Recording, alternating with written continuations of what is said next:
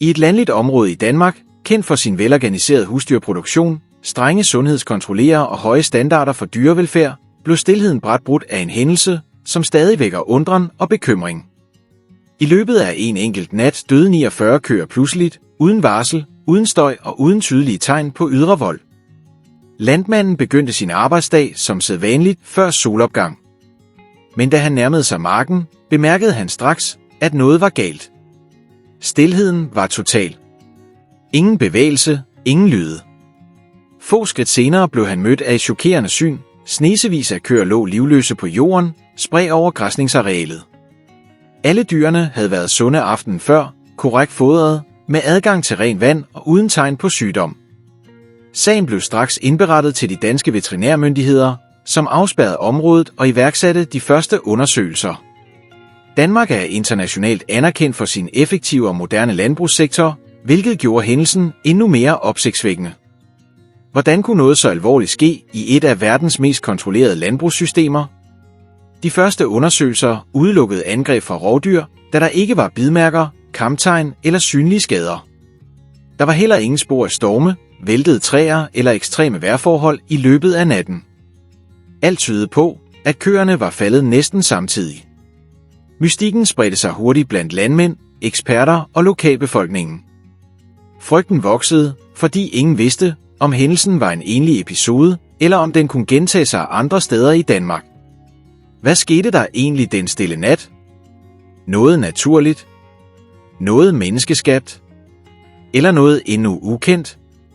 Dette er kun begyndelsen på en sag, der rejste alvorlige spørgsmål om miljøsikkerhed, moderne landbrugsteknologi og usynlige risici i det danske landskab. Hvis du vil følge denne sag til ende, så abonner på kanalen, giv videoen et like og skriv i kommentarerne, hvad du mener kan have forårsaget døden af de 49 køer. Din mening er en vigtig del af diskussionen. Efter den officielle bekræftelse af de 49 køers død iværksatte de danske myndigheder en omfattende undersøgelse for at afdække, hvad der var sket i løbet af den stille naturvidenskabelige statsdyrlæger, miljøteknikere og eksperter i landbrugssikkerhed blev sendt til ejendommen, som hurtigt blev klassificeret som et følsomt område. Området blev afspærret for at forhindre yderligere påvirkning og for at bevare mulige spor. De første undersøgelser fokuserede på dyrenes fysiske tilstand. Køerne havde ingen synlige sår, brud eller tegn på angreb fra andre dyr.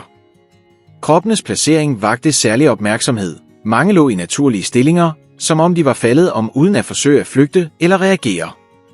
Dette styrkede teorien om en pludselig og lydløs dødsårsag. En af de første hypoteser var forgiftning. Prøver af foder, drikkevand, jord og vegetation fra marken blev indsamlet til laboratorieanalyser. I Danmark er kontrollen med kemikalier i landbruget meget streng, hvilket gjorde denne mulighed særligt alvorlig. Hvis et giftigt stof var involveret, kunne det pege på enten en alvorlig sikkerhedsbrist eller ekstern forurening. En anden mulig forklaring var frigivelsen af naturlige gasser fra jorden. Under visse forhold kan landbrugsjord ophobe gasser som svovlbrinte eller metan, især i områder med nedbrydning af organisk materiale. Hvis sådanne gasser frigives pludseligt i høje koncentrationer, kan de forårsage kvælning uden tydelige ydre tegn. Derudover blev der set på muligheden for en elektrisk fejl. Defekte elhegn eller pludselige elektriske udladninger kunne teoretisk set føre til flere dødsfald på én gang. Indledende inspektioner viste dog ingen synlige skader på udstyret, hvilket betød, at teorien hverken kunne bekræftes eller afkræftes med det samme. Mens eksperterne arbejdede med tekniske analyser, spredte nyheden sig hurtigt i hele Danmark. Landmænd i andre regioner begyndte at udtrykke frygt og usikkerhed og stillede spørgsmålet, om noget lignende kunne ske på deres egne gårde. Sagen viste tydeligt, at selv i et højt udviklet og teknologisk avanceret land kan landbruget stadig rumme risici, som ikke fuldt ud er forstået. Efterhånden som undersøgelsen skred frem, begyndte de danske eksperter at rette større opmærksomhed mod miljøet omkring gården. Selvom Danmark er et relativt lille land, rummer det forskellige jordtyper, vådområder, intensivt dyrkede landbrugsarealer og zoner med biologisk aktivitet i undergrunden. Disse forhold gav anledning til mistanken om, at hændelsen kunne være forbundet med miljømæssige fænomener, som er svære at opdage, men potentielt dødelige. Et af de centrale undersøgelsespunkter var historikken for det areal, hvor køerne græssede. Ældre registreringer viste, at området tidligere havde fungeret som et naturligt dræningsområde med ophobning af organisk materiale i undergrunden. Under særlige klimatiske forhold, såsom kolde nætter efterfulgt af hurtige temperaturstigninger, kan giftige gasser samle sig tæt ved jordoverfladen og blive liggende i timevis som en usynlig lomme. Miljødyrlæger forklarede, at gasser som svovlbrinte er farveløse og kan virke ekstremt hurtigt på dyrenes organisme. Ved høje koncentrationer påvirker gassen nervesystemet og kan føre til næsten øjeblikkelig bevidstløshed. Det mest bekymrende er, at dyrene i sådanne tilfælde ofte ikke viser tegn på panik, hvilket kan forklare fraværet af flugtspor eller kamp. Et andet vigtigt element var luftkvaliteten i nattetimerne. Nærliggende vejrstationer registrerede meget lidt vind netop den naturvidenskabelige. Denne tilsyneladende ubetydelige detalje viste sig at være afgørende. Uden luftcirkulation kunne eventuelle gasser, der blev frigivet fra jorden, forblive koncentreret i græsningshøjde, præcis hvor køerne befandt sig. Derudover undersøgte man effekten af gødning og landbrugsrester fra nærliggende marker. Selv under strenge miljøregler kan der opstå uforudsete kemiske reaktioner, især når det kombineres med høj luftfugtighed og pludselige temperaturændringer. Selvom intet var endeligt bevis på dette tidspunkt, begyndte efterforskerne at betragte sagen som en mulig sjælden, men alvorlig miljøulykke. Denne del af undersøgelsen skabte en ny form for frygt blandt landbefolkningen, frygten for det usynlige. Tragedien med de 49 køer rejste et ubehageligt spørgsmål. Hvor mange skjulte risici kan stadig gemme sig under de tilsyneladende fredelige danske marker? Mens eksperterne fortsatte deres tekniske og miljømæssige analyser, begyndte konsekvenserne af de 49 køers død at række langt ud over gårdens grænser. I de danske landdistrikter, hvor kvægbrug ikke blot er en økonomisk aktivitet, men en del af den kulturelle identitet, skabte hændelsen uro, frygt og mistillid. Mange landmænd begyndte at overvåge deres dyr endnu tættere, bange for at noget lignende kunne ske igen. Lokale landbrugsforeninger indkaldte til hastemøder, hvor bekymringer om vandkvalitet, jordbund og endda luftens renhed blev diskuteret. Flere landmænd fortalte, at de aldrig tidligere havde oplevet noget lignende, ikke engang gennem historier fra ældre generationer. At dyrene døde uden larm eller tegn på kamp gjorde situationen endnu mere uhyggelig. Samtidig begyndte offentligheden at stille spørgsmål ved myndighedernes tavshed. Selvom undersøgelser var i gang, blev kun få officielle oplysninger delt. Dette informationsvakuum gav grobund for rygter og spekulationer, herunder teorier om nærliggende industrielle anlæg eller menneskelige fejl, som ingen ønskede at indrømme. I et land kendt for åbenhed og gennemsigtighed vakte manglen på klare svar stor utilfredshed. De danske medier intensiverede deres dækning og lagde pres på de ansvarlige institutioner for at få forklaringer.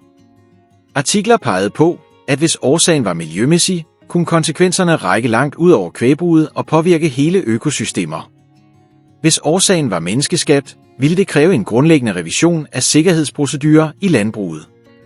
Et særligt følsomt aspekt var den følelsesmæssige belastning for landmanden og hans familie.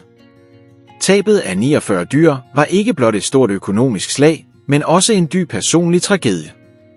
For mange landmænd er dyrene resultatet af mange års arbejde og omsorg. At miste dem alle på en nat efterlod dybe ar. I denne sammenhæng blev mysteriet om de 49 køer mere end blot en enkeltstående hændelse.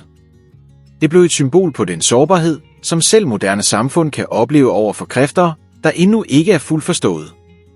Det danske landskab, ofte betragtet som sikkert og forudsigeligt, viste pludselig en uventet, urovækkende side. Efterhånden som ugerne gik, begyndte de danske myndigheder forsigtigt at offentliggøre de første laboratorieresultater. Analyser af vand, foder og jord fra gården viste ingen forhøjede niveauer af forbudte kemiske stoffer. Denne konklusion udelukkede nogle af de mest frygtede teorier, men gjorde samtidig mysteriet omkring de 49 køers død endnu dybere. De veterinære undersøgelser gav ligeledes blandede resultater. Der blev ikke påvist kendte smitsomme sygdomme, som kunne forklare så hurtige og samtidige dødsfald. Der var heller ingen klassiske tegn på alvorlige infektioner, såsom omfattende betændelse eller tydelige indre skader. For mange eksperter styrkede dette mistanken om en pludselig, ydre påvirkning, men uden endelig dokumentation. Blandt efterforskerne vandt teorien om en sjælden, multifaktoriel hændelse frem. Ifølge denne opfattelse kunne en særlig kombination af usædvanlige vejrforhold, frigivelse af naturlige gasser fra jorden og manglende luftcirkulation i nattens løb have skabt et dødeligt miljø i en begrænset periode. Selvom teorien virkede sandsynlig, havde den en stor udfordring. Det var næsten umuligt at genskabe eller måle præcist, hvad der allerede var sket. Samtidig opstod der alternative forklaringer blandt offentligheden og i faglige debatter.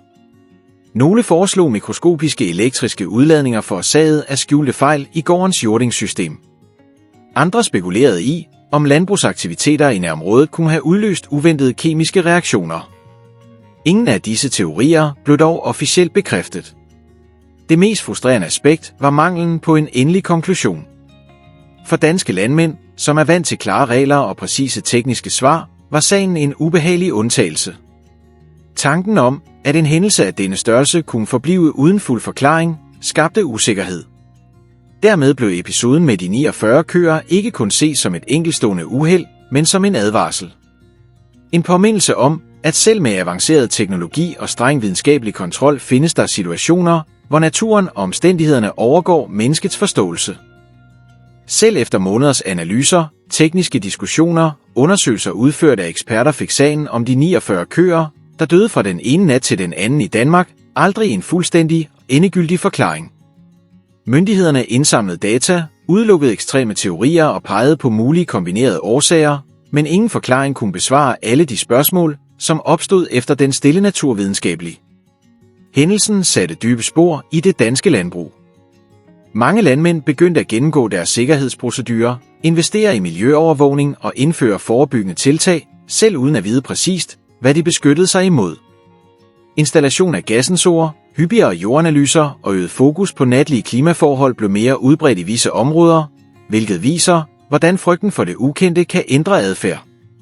For det videnskabelige miljø blev sagen et vigtigt referenceeksempel på sjældne og uforudsigelige hændelser i landlige omgivelser.